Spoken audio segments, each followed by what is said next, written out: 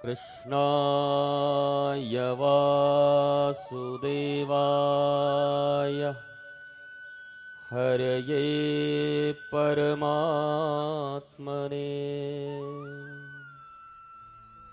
प्रणतः क्लेशनाशाय गोविन्दाय नमो नमः। चलो सखी वहाँ चले जहाँ बसत ब्रजराज।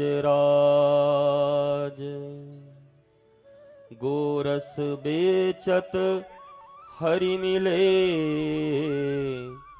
एक पंथ दुई काज। ओम नमो भगवते वासुदेवाय। मेरठ की इस भूमि पर संघ के 100 वर्ष पूर्ण विराट हिंदू सम्मेलन का आयोजन बस्ती बस्ती, नगर नगर, गांव गांव लाखों ऐसे हिंदू सम्मेलन हो रहे हैं। आपके धैर्य को प्रणाम है, क्योंकि मेरा ही धैर्य टूट रहा था कि मैं जाऊं कि अब रहूं। आपके धैर्य को प्रणाम है कि आप इस धूप में बैठकर सुनने को राजी हैं। हिंदू सम्मेलन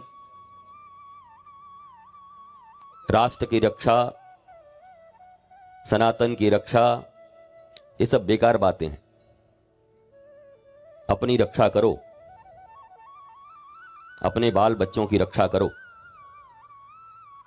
मकान तुम्हारे, दुकान तुम्हारे,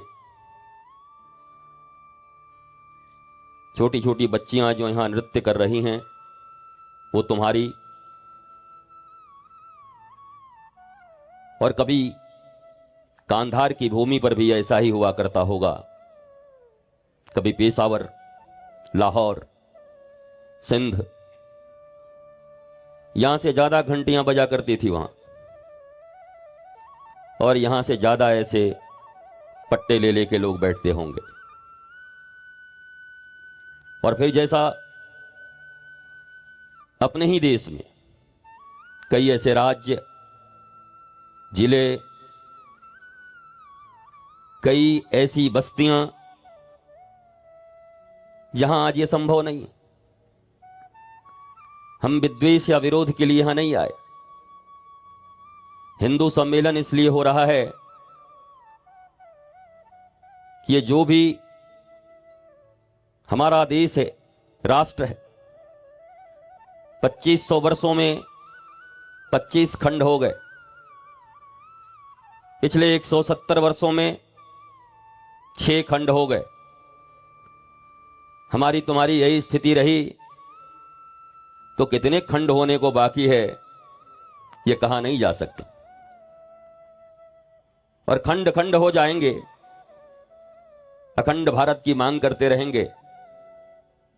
मोहल्ले संभल नहीं रहे, राष्ट्र संभालेंगे। गली संभल नहीं रही, गांव संभालेंगे। घर संभल नहीं रहा, आस पड़ोस संभालेंगे। खुद का मन संभल नहीं रहा, बाप बड़ा ना भैया, सबसे बड़ा रुपैया, नाचो ताता थैया। उससे आगे कुछ समझ आता नहीं, और हम परिवार संभालेंगे। कभी ढाका की ढाकेश्वरी मंदिर मां दुर्गा अखंड भारत में हो रहा होगा, था ही, तुम भी जानते होगे। जहां ढाक पीटे जाते, शक्ति की पूजा होती, महिषासुर मर्दिनी की पूजा होती। अभी कुछ ही समय हुए हैं, चूंकि मेरे गुरु वहीं के रहे और 1 लाख गुरु भाई अभी मेरे बांग्लादेश में हैं, तो जैसे विभत्स वीडियो और जैसी विभत्स चीजें मेरे पास आई, तुम्हारे पास उपलब्ध नहीं होंगी। वहां जहां 9 दिनों तक मां शक्ति की उपासना और आराधना होती थी, वहां की बहन बेटियां पूरी रात अहरनिश जग करके डंडे ले ले करके, संपत्ति तो छोड़ो, उनकी अस्मिता बच जाए, उनके प्राण बच जाएं, इसके लिए कराहती, रोती, रुदन करती रहती थी। और अभी भी यही हाल है। कभी वो भी भारत था, कभी ये भी भारत है। आज कश्मीर भी भारत, केरल भी भारत। आप नॉर्थ ईस्ट से आते हैं, मैं स्वयं गुवाहाटी रहा हूं, शिलोंग रहा हूं, जुआई रहा हूं। नॉर्थ ईस्ट के हर क्षेत्र में मैंने प्रवास किया है। ओडिशा रहा हूं। इस देश की 22 भाषाओं को जानने का अवसर मिला, बोलने का अवसर है मेरे पास। मेरे गुरु ने मुझे बहुत पढ़ाया, एकेडमिक क्वालिफिकेशन दी। ऐसा नहीं दाढ़ी बढ़ाया आकर के बैठ गए बाबा जी, हाँ महात्मा जी आ गए, अब प्रवचन देंगे, इनको दान दक्षिणा दो। उसके बाद इस पीठ को, जिस पीठ को मैं चला रहा हूं, उस पीठ को चलाने के लिए इतनी संपत्ति दी उन्होंने मुझे कि मुझे नहीं लगता कि मेरे बाद भी 7 अगली पीढ़ियां जो इस पीठ को चलाने आएंगी, उसको आपके पैसे की जरूरत पड़ेगी। तो ना आपके पढ़ाई का अभिमान मेरे ऊपर चलेगा, ना आपका बाप बड़ा, ना भैया सबसे बड़ा रुपया, उसका अभिमान।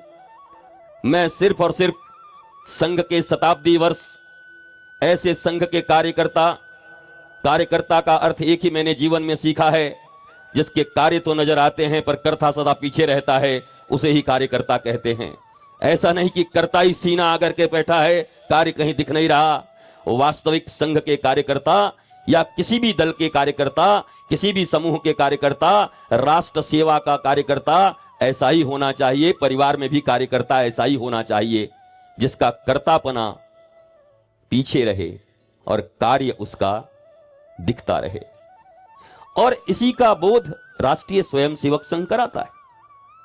राष्ट्रीय स्वयंसेवक संघ एक बड़ी अच्छी, अभी जैसे वीर भागैया जी ने इतना बोला, तेलंगाना भी मैं बहुत प्रवास किया हूं, पालामारू, कई जगहों पर हिंदू सम्मेलन, कई वर्षों से मेरा आना जाना रहता है। पर मैं एक ही बात आपसे निवेदन करने आया हूं। पूरे देश में जब कुर्सी की मार चल रही है कि कुर्सी किसको मिलेगी, एक अपना हिंदू सम्मेलन ही है जहां कुर्सी खाली रहती। यहां कुर्सी की लड़ाई नहीं, यहां कुर्सियां हैं पर कुर्सी पर बैठने वाले लोग नहीं हैं। और लोग कहते हैं कुर्सी की लड़ाई चल रही है। कहां है लड़ाई? कितनी कुर्सियां। मैं फिर भी निराश नहीं हूं, हताश नहीं हूं। मैं क्यों निराश हो जाऊंगा? 1.25 लाख पर एक एक को चढ़ाऊंगा, तब जाकर गुरु गोविंद सिंह कहलाऊंगा। हम उस देश के वासी हैं। 175 से कम सैनिकों को लेकर के लाखों मुगलों के दांत खट्टे करने वाले छत्रपति शिवाजी महाराज के हम वंशज हैं। हम उस देश के वासी हैं। इसलिए संख्या बल जरूरी है, पर न भी हो। 1 मकान, 2 मकान, 4 दुकान, 8 दुकान, उसके बाद सीधा ही स्मशान। अगर यही नियत और नीति बना ली है और वो भी टिक जाए तो बड़ी बात है। प्लास्टिक के बोरे छा छा करके कश्मीर के लोग तुम्हारे ही आसपास में रहते होंगे कहीं। अभी मजनू का टीला का नाम लिया विष्णु जी ने कि मजनू के टीले में कभी चले जाओ, यहीं पर कहीं होगा। और वो जो वहां से विस्थापित लोग आए हैं, कभी अपने अतीत से सीखने का अवसर सभी को प्राप्त होना चाहिए। अतीत रोने के लिए नहीं होता। Past is history, future is mystery, present सब कुछ है। इस वक्त हम क्या कर रहे हैं, पर पास्ट से सीखते जरूर। जो अतीत से सीखता नहीं वही मिटता है।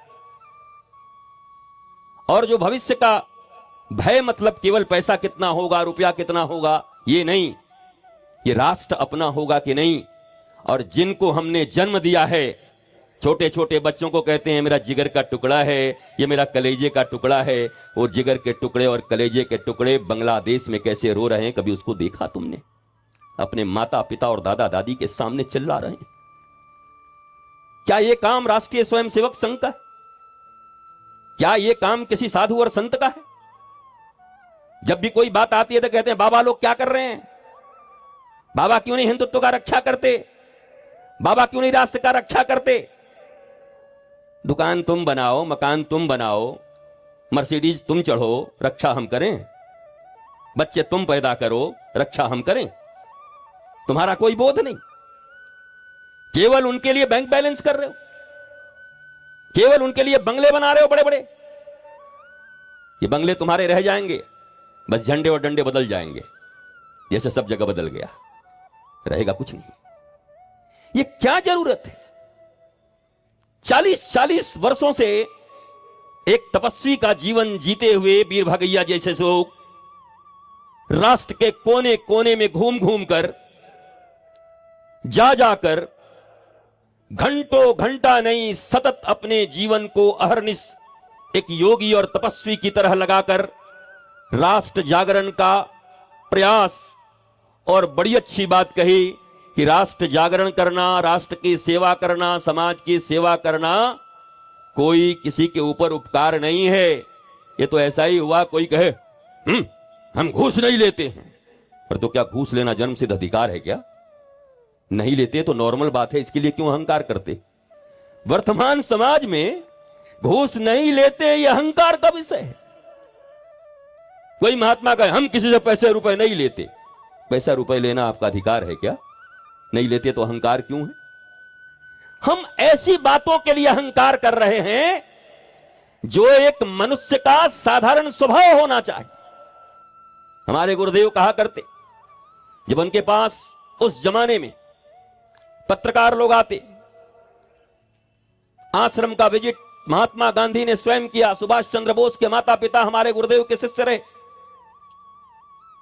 स्वराज्य आंदोलन के प्रणेता देशबंधु चितरंजन दास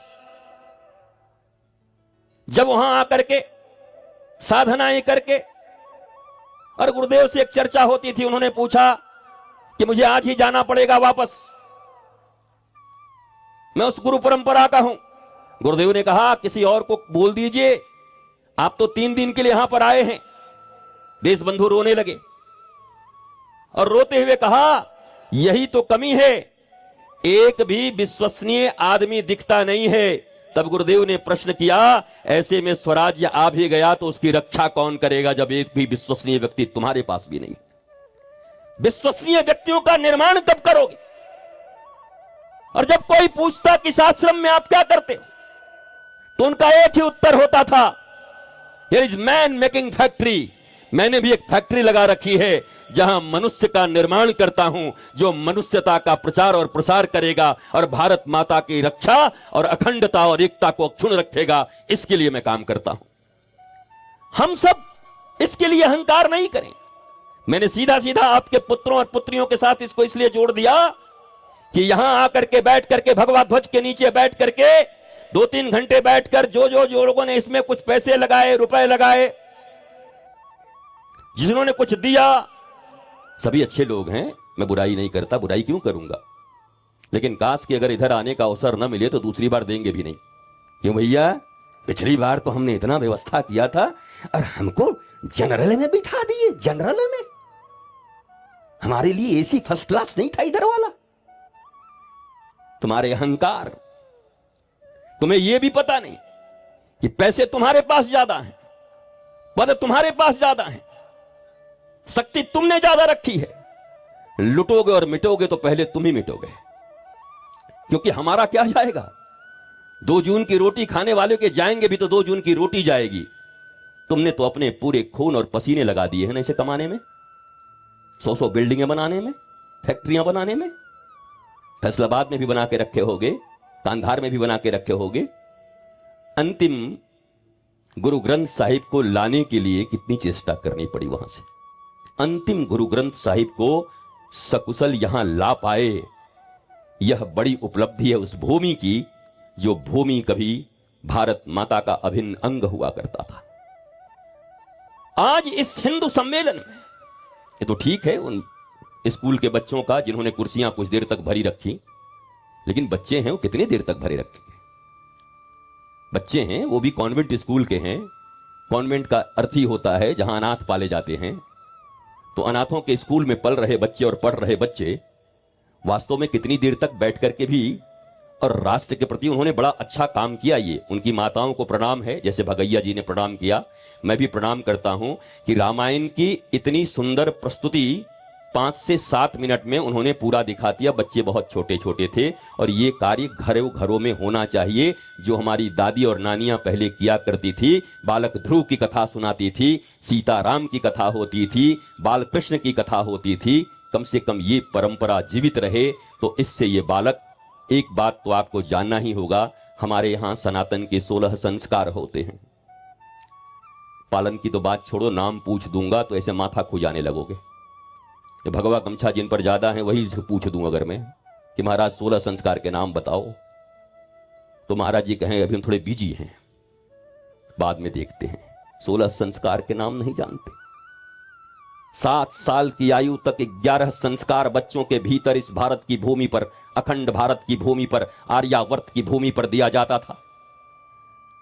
हमारे विज्ञान ने इस बात को मान लिया कि जितने भी संस्कार हैं बच्चों के भीतर 7 साल के अंदर में ही समाहित हो जाते हैं। उसके बाद थोड़ा बहुत नियंत्रित रखा जा सकता है, पर कोई संस्कार ऊपर से उन्हें दिए नहीं जा सकते हैं। जन्म से लेकर के 7 वर्ष के भीतर तक सारे संस्कार दिए जाते हैं। पर कमाल है, 7 वर्ष तक तो आजकल का बच्चा, 5 वर्ष तक माताएं 3-3 साल के बच्चे हैं, 2-2 साल के, और मम्मी लोग कहती हैं आपको पता है यूट्यूब खुद ही खोल लेता है। हम की बहुत कुछ खोल लेगा, अभी चिंता मत करना तुम्हारी किस्मत भी बंद हो जाएगी किस दिन के बाद। यूट्यूब खोल लेता है, खतरनाक चीज है।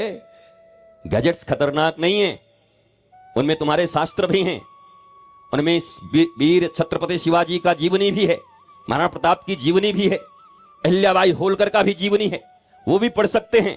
पर उस बालक को क्या मालूम, अगर नियंत्रित माता नहीं हो। याद करो, सुनीति एक माता जो ध्रुव की माता है, सौतेली मां ने बाह पकड़कर उठाकर राजगद्दी से उठाकर फेंक दिया, पिता के गोद में नहीं बैठने दिया। रोता हुआ बालक मां के पास आया, मां ने पूछा क्या हुआ, कहा सौतेली मां ने बाह पकड़कर गालियां देकर के पिता की गोद में बैठने से मना कर दिया और मुझे भगा दिया, मेरा बड़ा अपमान हो गया।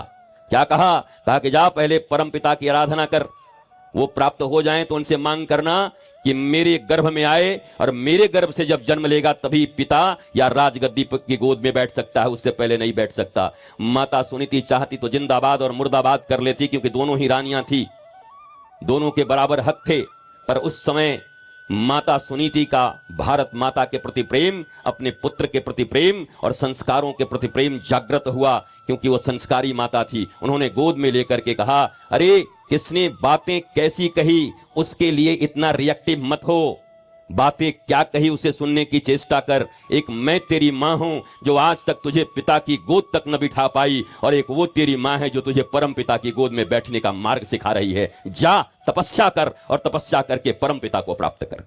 मां चाहती तो अपने बेटे के भीतर में ईर्ष्या भर सकती थी, मां चाहती तो अपने बेटे के भीतर में लोभ भर सकती थी, मां चाहती उसी समय तो अपने बेटे के भीतर में डिप्रेशन ला सकती थी। क्या करें, हम बर्बाद हो गए, हमको तुम्हारे पिता नहीं मानते। पर धन्य है वो सुनीति मैया, नाम ही है सुनीति, जो सुंदर नीति से अपने बच्चे का सिंचन करती है। और आज लाखों वर्षों के बाद भी रात्रि में जब हम सोते हैं तो कहते हैं वो चमकता हुआ तारा देख रहा है, उसका नाम ध्रुव तारा है। ध्रुव का नाम आज भी अटल है, अविचल है, अमर है, एक मां के दिए हुए ज्ञान के बल पर।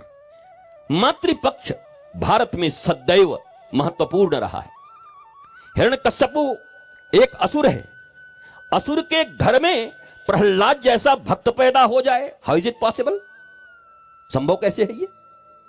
क्योंकि आज की माताओं से पूछो कि बच्चा आपका नालायक है, क्या करें ये पीते ही रहते हैं। अरे वो पीते रहते, उनको पीने दो, नहीं छुड़ा पा रही वो, तुम्हें क्या मतलब। राक्षस के घर में माता कयाधु ने, जहां सब कुछ भगवान के विपरीत, धर्म के विपरीत था, वहां पर प्रहलाद जैसे भगवान के सबसे बड़े भक्त को जन्म भी दिया, लालन पालन भी किया और संस्कार भी दिया। यह काम अकेली माता ने किया और गुरु की कृपा ने किया। तुम नहीं कर सकती। माताओं के ऊपर बहुत बड़ा दायित्व है हमारे अनुसार। एक जीजाबाई अगर छत्रपति शिवाजी का निर्माण कर सकती है तो हमारी बैठी हुई ये माई भारत माता की ललनाएं और भारत माता के लाल को जन्म क्यों नहीं दे सकती? क्यों उनको साधारण चीजों को ही हम सिखाते रहते हैं? क्यों हम छोटी छोटी बातें ही कहते रहते हैं? हम विद्वेष में क्यों उनको डालते हैं? यह हिंदू सम्मेलन किसी का विरोध नहीं, बल्कि आत्मबोध के लिए है। हिंदू जगे, गर्व से कहो हम हिंदू हैं। इससे भी ज्यादा जरूरी है दायित्व उठाओ कि हम हिंदू हैं, दायित्व का निर्वाह करो कि हम हिंदू हैं। गर्व से कहना बड़ा आसान है, वो तो हाथ उठाया और कह दिया गर्व से कहो हम हिंदू हैं, गर्व से कहो हम हिंदू हैं, गर्व से कहो हम हिंदू हैं। 20 रुपए का सामान 40 रुपए में बेच दो, ट्रक के अंदर लदा हुआ है 2 नंबर का सामान, फिर भी मेरा भारत महान। नाना पाटेकर। फिल्म तो देखते ही होगे, मूवी देखते हो ना, तुम्हारे बच्चे भी देखते होंगे, गाने भी सुनते होंगे। तुमको लगा मूवी की बात क्यों कर दिया? बॉलीवुड ने अगर तुम्हारी संस्कृति को बिगाड़ा है, बॉलीवुड ने अगर तुम्हारी संस्कृति को समाप्त किया है, तो उसी बॉलीवुड से हो सकता है तुम्हारे संस्कृति के निर्माण भी हो सकें। क्योंकि अगर बॉलीवुड में बाहर के लगे हुए पैसे तुम्हारे संस्कारों के नाश करने के लिए बनते हैं, तो कभी कभी छावा जैसी फिल्में भी बनती हैं जो हमारे भीतर में अपने देश और अपने हिंदुत्व के प्रति जागरण पैदा करती है। और ऐसी ही एक फिल्म मुझे याद आ गया, भगैया जी बगल में बैठे हैं, शतक नाम से एक फिल्म आ रही है। मेरा एक बच्चा है, बेटा वीर कपूर, जिन डॉक्टर हेडगेवार जी के विषय में उन्होंने बताया, उनकी ही जीवनी 19 तारीख को रिलीज हो रही है। और मैं मेरठ के लोगों से यही कहूंगा कि वास्तव में अगर भारत माता के सुंदर इतिहास और अपने वीर पुरुषों के बारे में जानना चाहते हो, तो सब जाकर के वो फिल्म हॉल में जाकर के देखना। शतक नाम है उस पिक्चर का। संघ के 100 वर्ष पूरे हुए हैं। संघ का निर्माण क्यों हुआ, संघ ने कर्म क्या किए, और कैसे संघ के कार्यकर्ता पीछे रहते हुए भी राष्ट्र को आगे रखते हुए राष्ट्र के लिए केवल स्वयंसेवकों को तैयार करने भर का अपना दायित्व रखते हैं, उससे ज्यादा दायित्व नहीं रखते। उन्होंने स्वयंसेवक तैयार किया, निर्माण किया मनुष्य का, और फिर पीछे आगे वो बढ़ते रहे। ये नहीं देखते कि इसको तैयार किया, इसकी कमाई हम ही खाएंगे। वैसे नहीं है। शायद इसीलिए 100 वर्ष से चल रहा है। इसी वर्ष में विष्णु जी एक और पंथ का निर्माण हुआ था। इसी 100 वर्ष हो गए। आज भारत में उनका नामो निशान कहीं नहीं मिल रहा, खंडित है, वामपंथ कहते हैं उसको। इसी के आसपास उनका भी निर्माण हुआ था। सेम संघ आज गांव गांव और गलियों गलियों में। पर यह संघ का दायित्व तो नहीं था कि ये हिंदू सम्मेलन आयोजित करें, और उन्होंने किया भी नहीं। ये तो बस्ती के हिंदुओं ने किया है। वीर भागैया जी को बुला लिया गया है, हमको भी पकड़ के बुलाया गया है, विष्णु जी को बुलाया गया कि आप लोग आओ, आप लोग भी अपने आप को हिंदू कहते हो, आकर के थोड़ा हम लोग जमा हो रहे हैं, आपके पास कुछ हो तो हम लोगों को बताओ, हम लोग श्रवण करें और उस पर चलने का प्रयत्न करें। तो हम लोगों के हृदय में भावना आई और हम लोग यहां तक आ गए। आयोजन करने वाला तो इस बस्ती का हिंदू ही है जिसने इस हिंदू सम्मेलन को आयोजित किया है, और यही भारत का निर्माण करेगा। आयोजक करता होने की जरूरत नहीं। अगर केवल आयोजक करता इनको मान लोगे, तब तो फिर इनके प्राइवेट प्रॉपर्टी हो जाएगी। मित्तल जी के द्वारा प्राइवेट विराट हिंदू सम्मेलन। मित्तल जी जिसको चाहे बाएं बिठाएं, जिसको चाहे दाएं बिठाएं, किसी को कहे पीछे मुड़ तो पीछे मुड़े, किसी को कहे आगे बैठ तो आगे बैठे। बस एक बात कह के अपनी वाणी को विराम देता हूं। एक बच्चे का भी, यहां जैसे जैसे लोग बैठे हैं मैं पहचानता भी हूं कुछ को, केवल इनके बच्चे का बर्थडे बर होता तो इससे ज्यादा ये सजाते, इससे ज्यादा ये खिलाते, इससे ज्यादा ये धुन बजवाते, और इससे ज्यादा वो केयर करते मेहमानों का। पर हिंदू को तुमने अनाथों की तरह छोड़ दिया। जिस हिंदुत्व के छत के नीचे तुम सुरक्षित हो, जिस राष्ट्र के छत के नीचे सुरक्षित रहकर अपने परिवारों के साथ 2 बार राम राम कृष्ण कृष्ण और बजरंग बली की जय कह करके 2 रोटी खाने में समर्थ हो पा रहे हो, उस छत के निर्माण के लिए, उस छत को सजाने के लिए हमारे भीतर में भावनाएं कैसी होनी चाहिए। आज हमारी बेटी का विवाह होता, हमारे बेटे का विवाह होता, तो भी क्या हम इसी तरीके से करते? हमने अपना सर्वस्व झोंक दिया होता। हिंदुत्व कभी हमारी मां रही है, पर आज इस हिंदुत्व और सनातन की रक्षा के लिए, जैसा विष्णु जी ने भी कहा जब लोग कहते हैं सनातन था, सनातन है, सनातन रहेगा, तो मैंने बता दिया कहां कहां था, अब नहीं है, यहां भी नहीं रह सकता है, ये तभी रहेगा। अब तक सनातन और हिंदुत्व ने हमें मां की तरह पाला है। अब कुछ दिनों तक हम योग्य पुत्र होकर के उस मां की रक्षा के लिए अपना तन मन और प्राण सर्वस्व समर्पित करें तो ये मां पुनः हमें अपने गोदी में खिलाएगी और विश्व गुरु कहलाने का जो एक शौक है हमारे पास उसको पूर्ण करवाएगी। हमें कुछ दिनों तक इस मां की रक्षा करनी है, समझना है। और बड़ी प्यारी बात कही है, कोई संगठन ही अगर मूल हो गया तो उस संगठन के अवसान के बाद पुनः सारा का सारा मामला ध्वस्त हो जाएगा। 1000 वर्ष से यही देख रहे हैं। एक लड़ा, स्वतंत्रता दिलाई, स्वतंत्रता का उद्घोष किए, डमरू बजाए, उनका अवसान, स्वतंत्रता भी गायब, दूसरा कोई आ गया। यह बोध प्रत्येक हिंदू के मन में होना चाहिए। यह बोध जन्म देने से पहले माताओं के मस्तिष्क में होना चाहिए, क्योंकि भीतर ही अभिमन्यु और प्रहलाद जन्म लेते हैं, भीतर ही वो सत्संग से सब सीख लेते हैं संस्कार। और जन्म लेने के बाद भी 7 वर्षों तक मातृदेवो भव, पितृदेवो भव, आचार्य देवो भव, पहली देवता मां है, दूसरे देवता पिता हैं। हम तो 3 नंबर के लोग हैं। जब 1 नंबर फेल हो गया, 2 नंबर फेल हो गया, तो 3 नंबरी आदमी क्या करेगा? मां असफल हो गई, पिता असफल हो गए, तो आचार्य को भी असफल होना ही पड़ेगा। तुम्हारे बच्चों के मोबाइल के कवर पर न जाने किसके किसके तस्वीर लगे हैं और तुम छाती ऐंठते चलते हो कि हमारा बच्चा ये और ये। तुम्हारे मोबाइल के वॉलपेपर पर जिस दिन माता और पिता की तस्वीरें बच्चे लगा लेंगे तो मैं समझूंगा कि तुम्हारा मातृत्व और पितृत्व धन्य हो गया, तुम्हारा वात्सल्य धन्य हो गया। कहां है? क्यों नहीं लगाते तुम्हारे तस्वीर तुम्हारे बच्चे? क्यों आलिया भट्ट का लगाए हुए हैं? तुम तो जान दिए हुए हो, रात भर जग रहे हो, पेट काट के खिला रहे हो, उसके बाद भी अरे मम्मी तुम मुझे डिप्रेशन में डाल देती हो, तुम बेकार हो, कुछ नहीं समझती।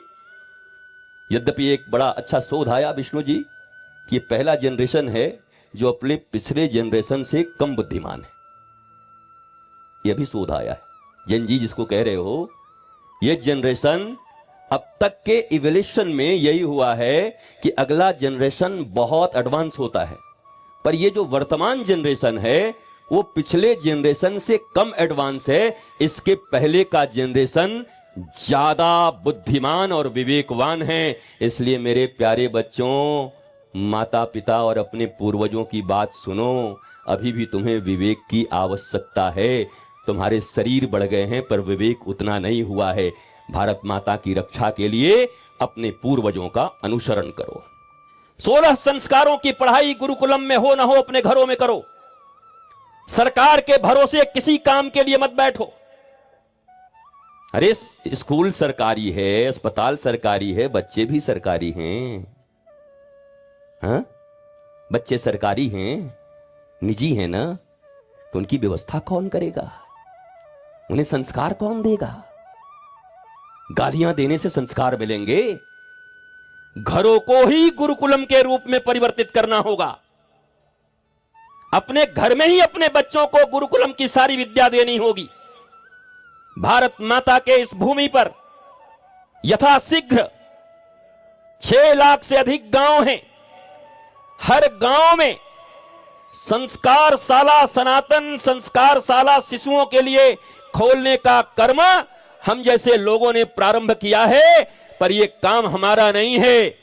ईश्वर की कृपा, आपका सहयोग रहा तो भारत के 6 लाख गांवों में आने वाले 2 वर्षों में सनातन शिशु के लिए संस्कार शाला खुल जाएंगे, जहां घंटे भर में उनको संस्कार दिए जाएंगे सनातन के बच्चों को।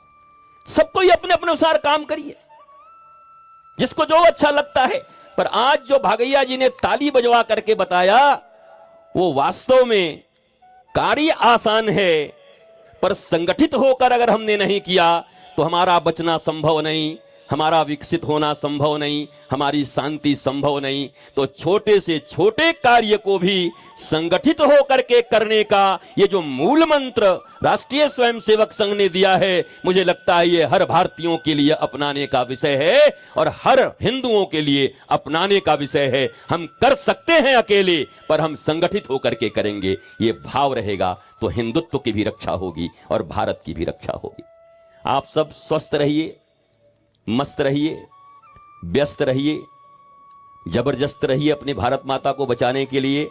और जब जब बचाने का बात करिए तो याद करिएगा कि नाम तो भारत माता का ले रहा हूं, पर बचा तो अपने ही औलाद को रहा हूं। अपने ही पप्पू, मन्नू, कच्चू, कविता, बबीता, उनको बचा रहे हो।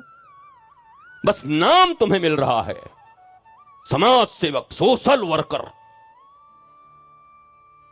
भारत माता के सेवक। अरे फ्री में नाम मिल रहा है, प्रतिष्ठा तो बचाओ, बचा तो अपने बच्चों को रहे हो। जिस दिन ये भाव तुम्हारे भीतर में आ जाए कि सम्मान इतना मिल रहा है पर काम मैं अपने लिए कर रहा हूं, तो हर काम तुम्हारे लिए अपना हो जाएगा और आसान हो जाएगा। फिर ये देखोगे, कभी ऐसे विराट हिंदू सम्मेलन हुआ ना, ऐसा कभी सम्मेलन हुआ तो एक एक व्यक्ति के बेटी और बेटे के विवाह और रिसेप्शन और बर्थडे में जैसे लोग आते हैं, अब समझो इतने लोगों के बच्चे के बर्थडे अगर एक जगह पर हो जाएं तो कितने लोग आएंगे। वैसा हिंदू महासम्मेलन होना शुरू हो जाएगा। ये मैदान छोटे पड़ जाएंगे। हम संगठित होकर के करेंगे, बस अपनेपन की भावना रखनी है। समय बहुत हो गया और अभी मैं लखनऊ में भी था, आगरा में भी था और यहां आया हूं, तो और भी कुछ चीजें, बहुत सारी चीजें बाकी रह गई होंगी। आपको लगे कि सुनने योग्य है तो आप जाकर के सुन लेना, फिर कभी मिलेंगे। अब तो सोशल मीडिया के जमाने में हर आदमी एक दूसरे से कनेक्टेड है। हम अपनी भाषाओं का, हम अपने संस्कारों का आदान प्रदान कर सकते हैं। अंतिम बात बोल करके विश्राम। चाइना अपनी भाषा बोलता है, तुमसे टेक्नोलॉजी में उन्नत है। जर्मन अपनी भाषा बोलते हैं, फ्रांस वाले अपनी भाषा बोलते हैं, जापानीज अपनी भाषा बोलते हैं। वो तुमसे उन्नत हैं। और तुम देसी मुर्गी बिलायती बोल, न भाषा के प्रति सम्मान है, न संस्कृति के प्रति सम्मान है। छोटा सा बच्चा कुत्ता को डॉग बोल दे तो मैया का, मम्मी का छाती एकदम है, डॉग बोला तो बगल वाली कहेगी हमारा भी बिल्ली देख के कैट बोला। अरे इंग्लैंड का कोई बच्चा अगर हिंदी ना बोले तो उसके लिए शर्म का विषय नहीं होगा, क्योंकि उसकी मातृभाषा अंग्रेजी है और वो शर्म करते भी नहीं। पर भारतीयों के मन में मैकोले ने ऐसी शिक्षा पद्धति भर दी कि भारतीयों के भीतर ये संकोच और ये इंफीरियरिटी हीन मान्यता आ गई है कि अगर हम अंग्रेजी ना बोले तो हमें अनपढ़ कहा जाएगा। अरे मेरठ की पक्की भाषा बोलो, अपने उत्तर प्रदेश की भाषा बोलो, जहां हो, तमिल हो, तेलुगु हो, कन्नड़ हो, उड़िया हो, बंगाली हो, अपनी भाषा बोलो, भाषा के प्रति सम्मान रखो।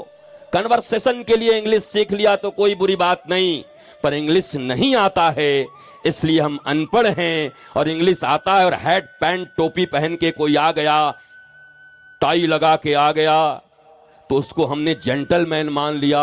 और धोती पहन के कोई आ गया, अरे पंडित जी आ रहे हैं, कहे पंडित जी कैसे हैं, पता चला टाई लगा के एक नंबर का घूसखोर बेईमान आदमी बैठा हुआ है। पर टाई तुमको बताती है जेंटलमैन। बच्चों को शुरू से पढ़ाया गया जेंटल, जी फॉर जेंटलमैन।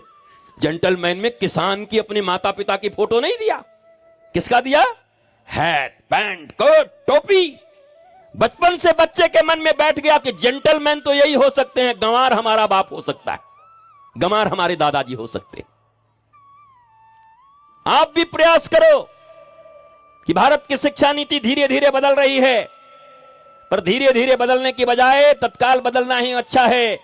ऊपर से अगर सांप गिर जाए यहां पर तो सांप के दांत नहीं देखे जाते, हरा है कि पीला है, गेहूमन है कि नाग है, करेत है कि कौन है, तब तक तो मार देगा, चले जाओगे। ये अंग्रेजों की शिक्षा नीति, पुलिस की नीति, इनके बनाए सब कानून सांप की तरह हैं जो हमें डस रहे हैं। इन्हें तो तत्काल समाप्त करके अपने भारतीय सनातन संस्कृति के अनुरूप सारे नियम बनाने चाहिए। इसके लिए आप अपने जनप्रतिनिधियों से बात करो, जाओ उनके सामने और खुद खड़े हो। यह भारत माता की सेवा होगी। चलते चलते सबको प्रणाम, नमन, वंदन। कभी वृंदावन आगमन हो तो आना। विराट आश्रम बिल्डरों ने जीना हराम कर दिया है।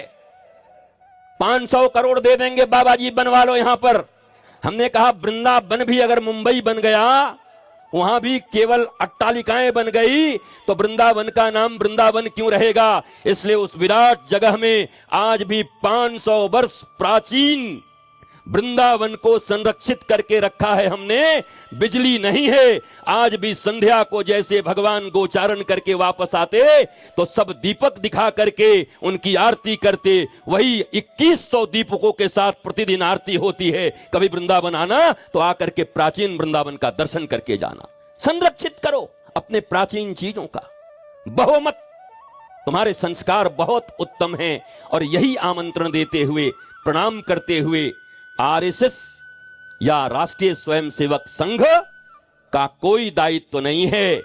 दायित्व आपसे मिलना, आपके भीतर चर्चा करना, संस्कार उत्पन्न करना, अपना दायित्व लेना अपने आप सीखो।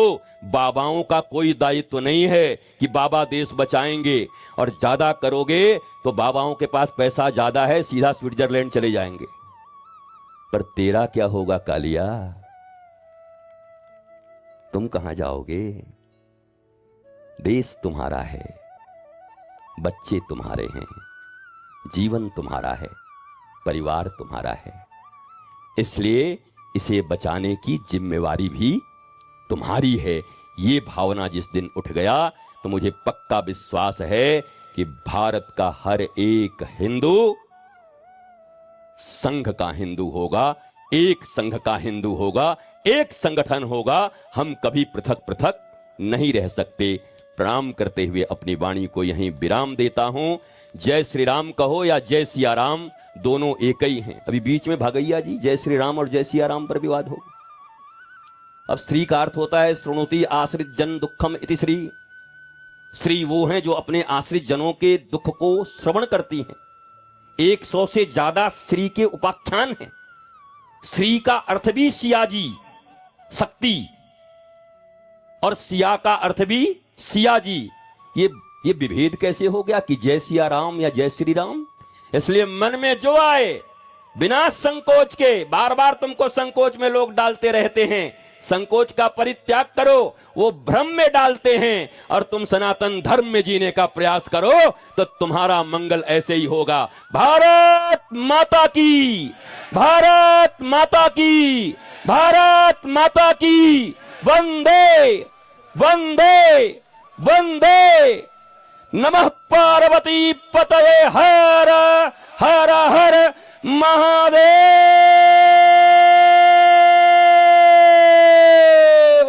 शंभो शंभो शंभो।